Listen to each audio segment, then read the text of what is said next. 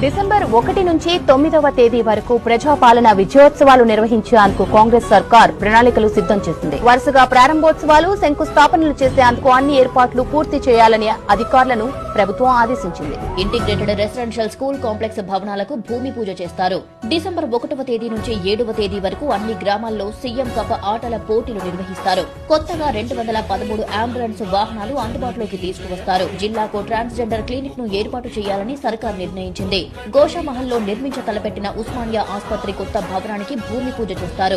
16 కొత్త నర్సింగ్ కాలేజీలతో పాటు 28 పారామెడికల్ కాలేజీలకు శ్రీకారం చుట్టాలని రాష్ట్ర ప్రభుత్వం నిర్ణయించింది. జూ పార్క్ ఫ్లైఓవర్ ను ప్రారంభిస్తారు. నిర్మాణం పూర్తయిన 6 ఎస్టీపీలను ప్రారంభిస్తారు. కేబీఆర్ పార్క్ సమీపంలో ఫ్లైఓవర్లు, అండర్ పాస్లలో 6 జంక్షన్లను అభివృద్ది చేసే 826 కోట్ల భారీ ప్రాజెక్టుకు శ్రీకారం చుడతారు.